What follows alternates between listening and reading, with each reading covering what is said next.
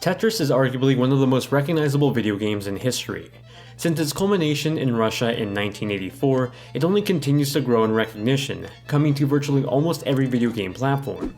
The 1989 release on Nintendo's popular Game Boy was the version that introduced it to most modern gamers, but for Tetsuya Mizuguchi, it was actually Sega's arcades in Tokyo. In his early days of college, Mizuguchi recalls stacking tokens as he'd spend hours lining up the Tetrominos. It was so simple and approachable, yet enthralling and captivating. This was only the start for Mizuguchi, as he'd spend the next few years of his career laying out the foundation for what would eventually become Tetris Effect.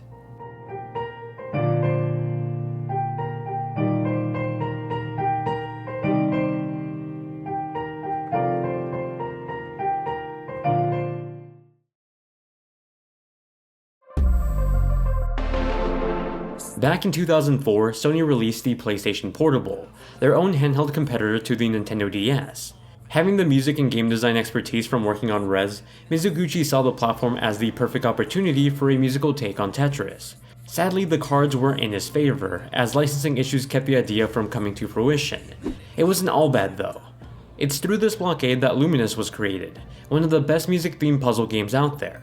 It recently got remastered for current generation platforms, bringing it to the 4K era for the first time. As years went by and his game experience only grew, Tetsuya Mizuguchi never gave up hope on creating his own take on Tetris. He recalls experiencing the Tetris Effect while on vacation in Hawaii. He looked outside of his Airbnb to see Tetromino shapes forming throughout the nearby golf course. This was the Tetris Effect. The occurrence of doing something so much that it begins to become a pattern in your mind, oftentimes creating mental images or even invading your dreams.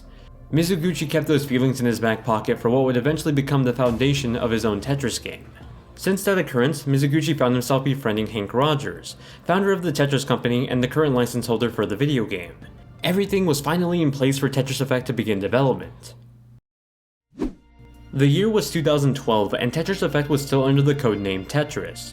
Tetris Effect originally started off as a PC game with gameplay being in sync to the music. At the same time, Rez was being re-released as Rez Infinite, with a brand new VR component that began to leak into the production of Tetris Effect.